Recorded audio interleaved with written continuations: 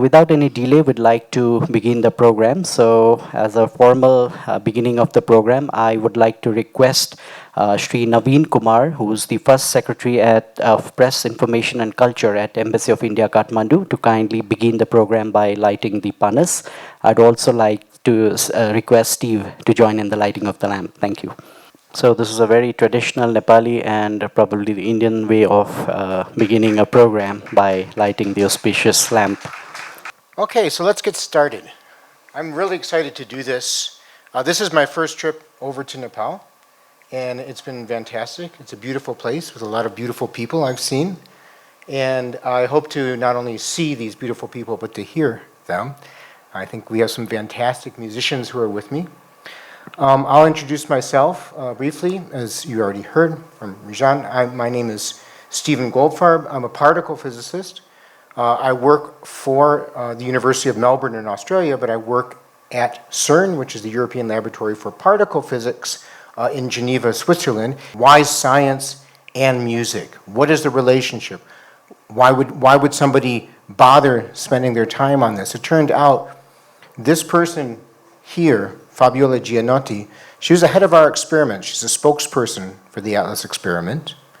And she also is currently the Director General of CERN. In fact, the first Director General who's ever been re-elected for a second full term. So we're very, very happy with her. She had a choice in her life early on. Was she going to do music?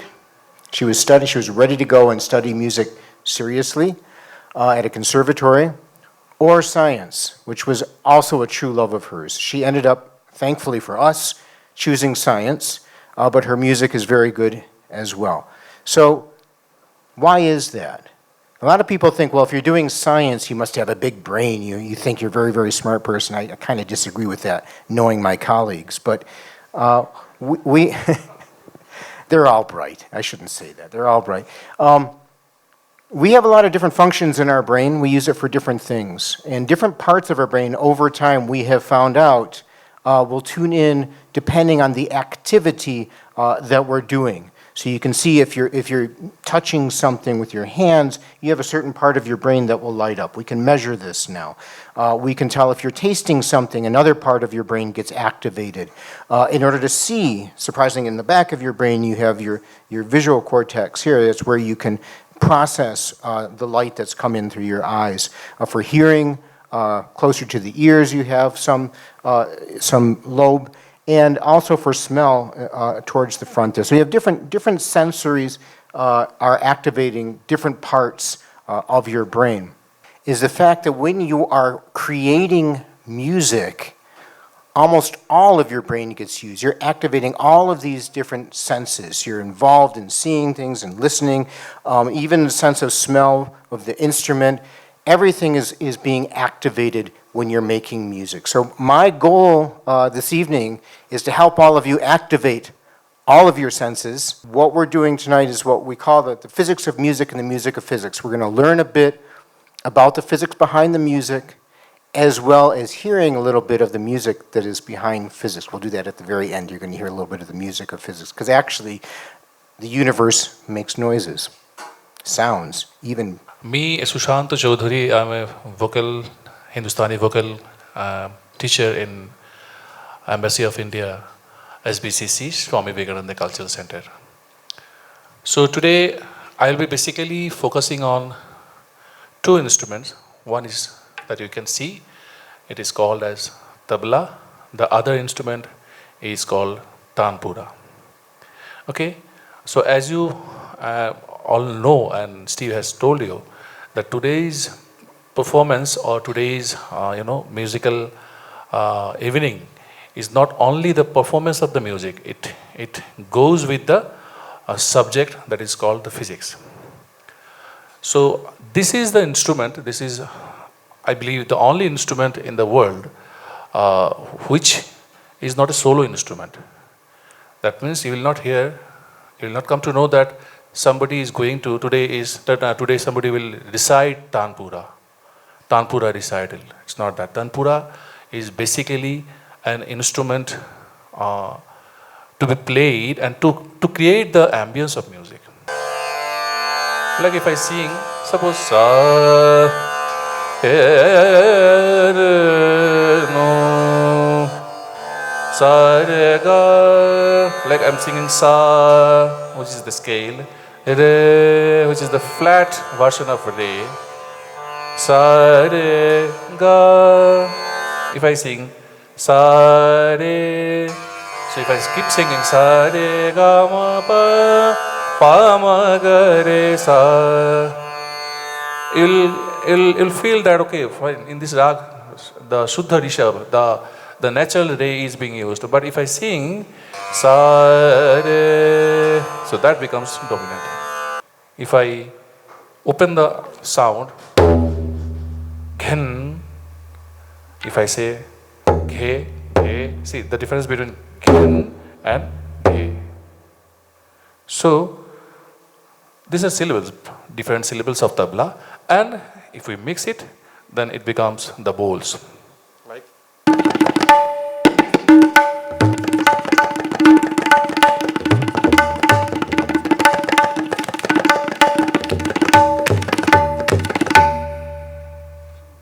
They are the ceremonial drums of Nepal, the ethnic drums of Nepal. This is called the dhela.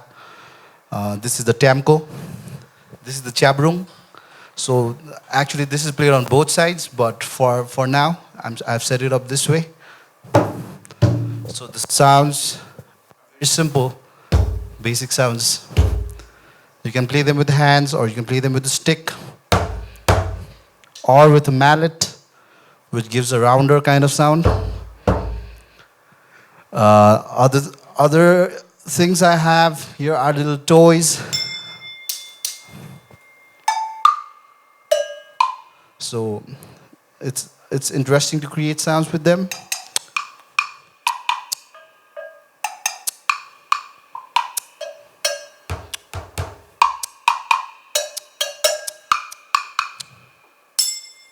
So अनि सा open हुन्छ अनि रे यहाँ हुन्छ त्यसपछि ग अनि म प open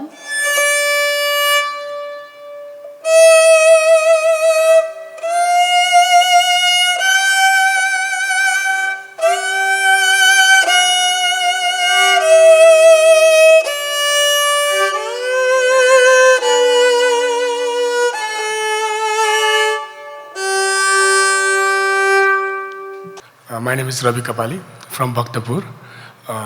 Especially I play the blowing instrument. It's called a mohali and also flute also. First of all, I play the flute. This is a bamboo flute. Usually in a Newar community, we play the similar kind of flute, but it's made by wood.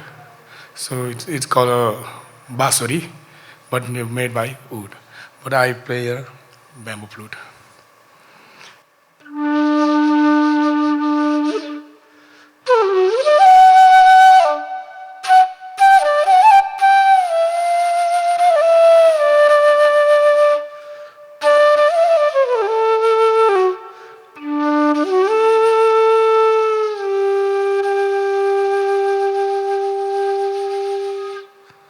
This instrument especially belongs to the Gujarat, and during the 16th century, around the 16th century Mallak period, the instruments come from the Gujarat to play in a temple for the every bhajan. So I also play the instrument.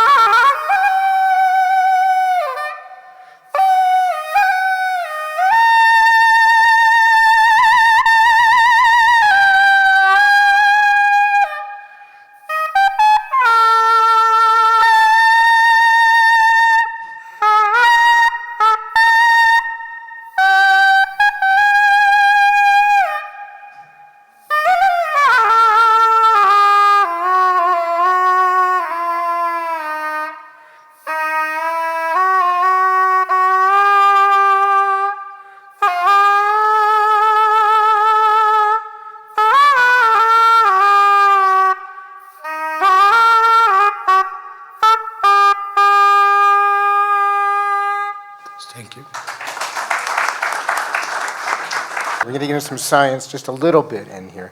So I'm going to bring you to the other side of the life of Fabiola Gianotti, because we saw her playing an instrument.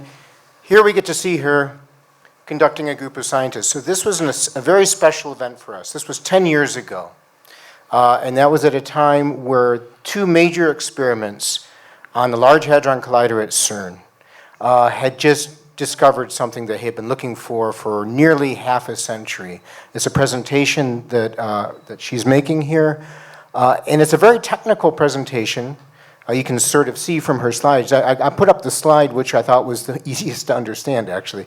But that was where we found out that without doubt, we had found a new particle. And I can tell you a little bit more about that later. They happened on the 4th of July, some time ago, 10 years ago.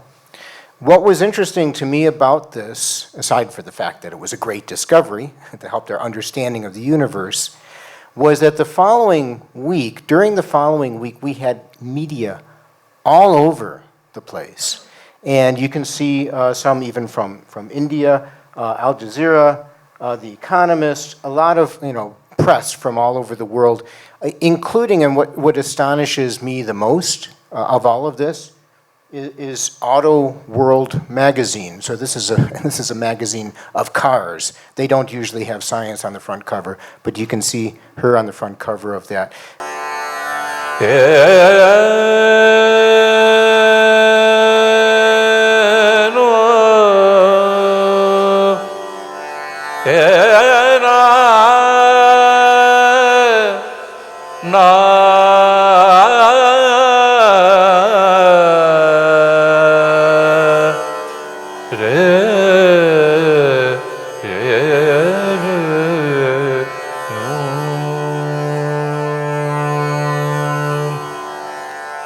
Albela sajan aayo re, albela sajan aayo re, albela sajan aayo re, albela sajan aayo. Sakhi mero manat sukh paayo re, Sakhi mero manat sukh paayo re, albela sajana, albela sajana aayo re, sajana aayo, aayo re, albela sajana. Of 100 billion galaxies in our universe. In other words, we're not too significant. I find that very nice. It's nice to know that whatever I do here, it's really not going to matter in the grand scheme of things. Others want to feel more important, but I think it's nice. It's humbling. So that's what we learned in space. We also learned about time. So if you look at the last image here, what you'll see is the lifetime of our universe, starting at the left in something that we call a Big Bang, and then an expansion, a rapid expansion of our universe. I wasn't around, I know I'm old, but I wasn't around at the time. It was about 13.8 billion years ago. I'm told it expanded very, very quickly, faster than the speed of light, which if you're the universe, you're allowed to do that. Okay? If you're something in the universe, you're not allowed, but it expanded very quickly. In that first second, pretty much everything happened. All of the forces came into play, were developed at that time. And then some interesting things happened in that as the particles came together, there was a sort of a fluid, we call it a plasma of quarks and gluons. These guys started to come together and to form protons and neutrons, which we have inside of us. And eventually the electrons started to come around them and to give us a radiation that came out from that, a background. Ashesh, give us a little example of what the Big Bang might have been like. And we're going to add a little bit of music to that to back them up as the universe grows and forms.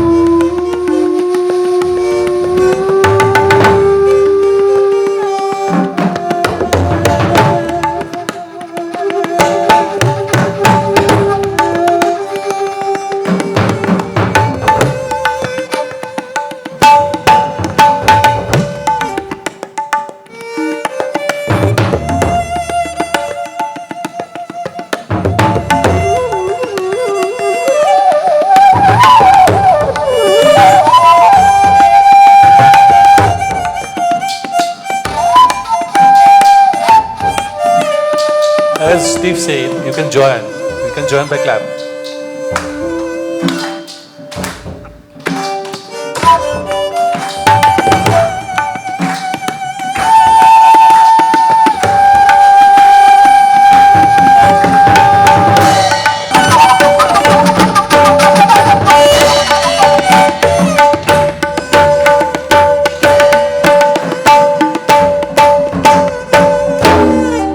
First, I want to go back inside. So I've taught you everything.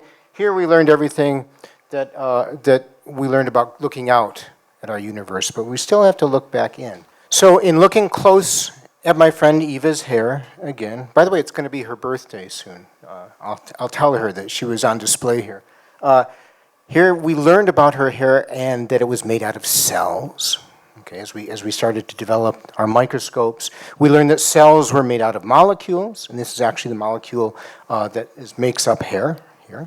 Then we learned that these molecules are made out of atoms, and the atoms have a nucleus, and they have electrons around them. And then, unfortunately, school these days stops, but there's much more to learn, right? Inside the nucleus, you have protons and neutrons. And here you can see inside of a proton, you have two up quarks and a down quark. The quarks, right now, are where we're stopping, at least as far as we know. So this is very important. This is what connects frequency to wavelength. Okay? Wavelength gets shorter when the frequency gets higher. It's an inverse relation. Okay? That's all the math. No more worries, right?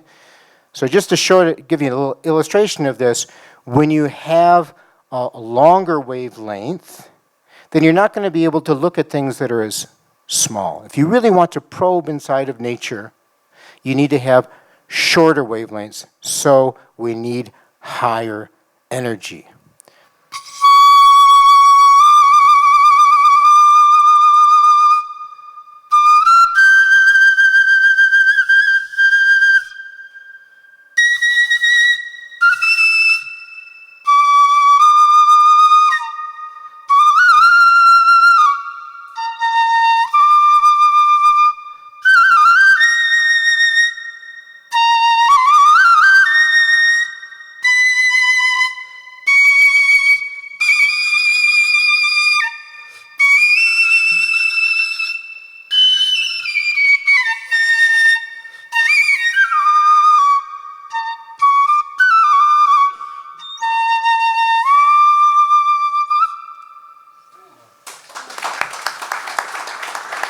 One of the things that really puzzled us when we came on, so this was proposed, 1964 is when this was proposed.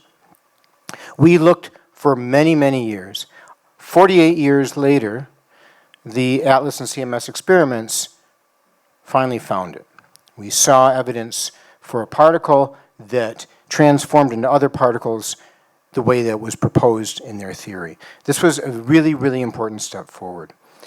This is what gets us excited. You might not know, but for a physicist, the blue there, if you decided to try to look at this, if there was no such thing as a Higgs boson, there wouldn't be that blue peak. Now it's really large. We're studying all of the particles we found, and we found exactly what they told us.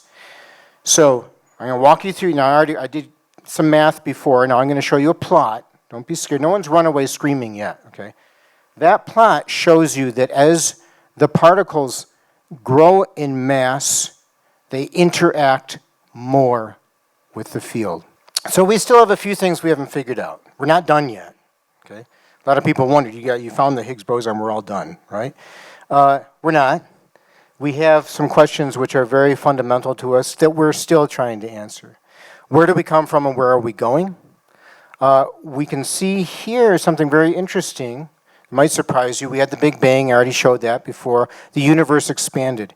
What you are all wondering, again, I'm sure you're thinking, Steve, this doesn't make sense because there's a lot of gravity out there, and so after the Big Bang, after things started expanding, eventually they're going to slow down and collapse, right? Because gravity's pulling everything together. But if you see a little curvature, it looks like a bell, the way it's shaped. From our measurements, we see that our universe is expanding faster and faster. So to sum everything up, it's exactly as you expected. The universe is a beer. And you knew that all the time. Or a beer can be the universe.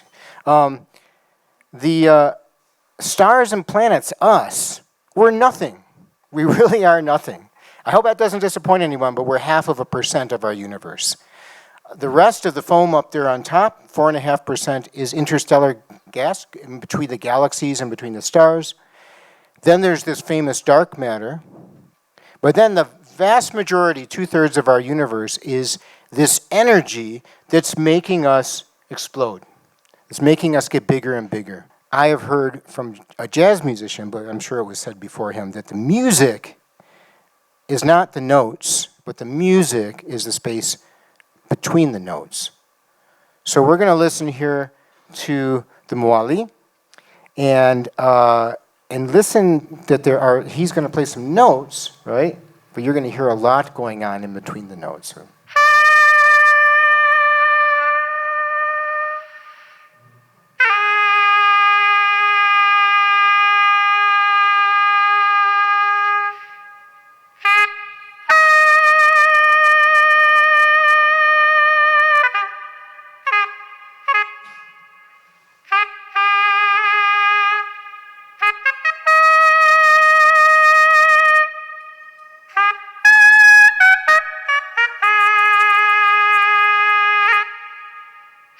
So to me, it's very much like you would have with an orchestra.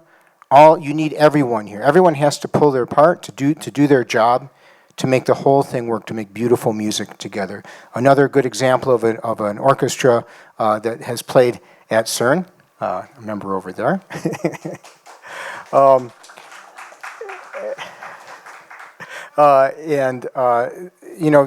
These things are working together, as we all know, around our very small planet. It's very, very important to us.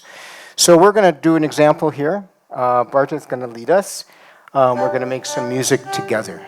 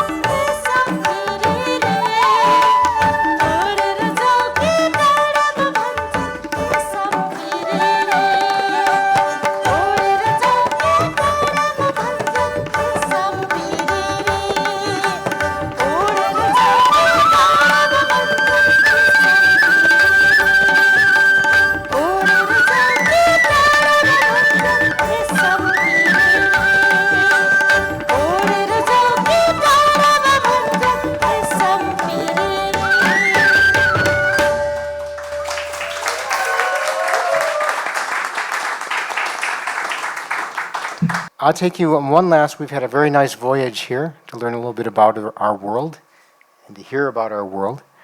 When I was a child, NASA sent out into space a couple very interesting devices. This is the 1970s, okay? These were called Voyager. There's a Voyager 1 and Voyager 2, and their job was to explore the end of our solar system, to go and to see planets. We had not really seen planets up close before until Voyager went out there and started taking images of them. Is because this was a guy who was in charge of that mission. He's a famous astronomer. When I was young, I loved watching this guy. He brought us all over the world and told us all about the stars. His name is Carl Sagan. And he asked that when they wanted to stop taking images of things out in space, because they're running out of energy. As you get further away from the sun, you can't get too much energy. He asked that they turn it around and do what at the time was our version of a selfie. And so this is an image here. You can see me, maybe. I don't know if any of you were around then, but I was there waving. What's fascinating about this is that it's essentially one grain. And actually, many of you young people don't know what a grain is. We now have pixels, but in the old days with film, that was one little bit of information on a photograph. That's all there is there. One little tiny blue dot, a blue grain on a picture. And when he got that picture, he took a look at it and he wrote some beautiful words. I'm going to give you just a few of the phrases that he said, but you should read his entire quote if you have a chance. So look again at that dot. That's here. That's home. That's us. On it, everyone you love, everyone you know, everyone you've ever heard of, every human being who ever was lived out their lives on that blue grain. There's perhaps no better demonstration of the folly of human conceits than this distant image of our tiny world. To me, it underscores our responsibility to deal more kindly with one another and to preserve and cherish the pale blue dot, the only home we've ever known. So thank you very much for coming here, and we'll take care of this blue dot. And a big thank you to everyone who's participated, especially our sponsors and the musicians. And maybe they have it in them to give us a little bit more music.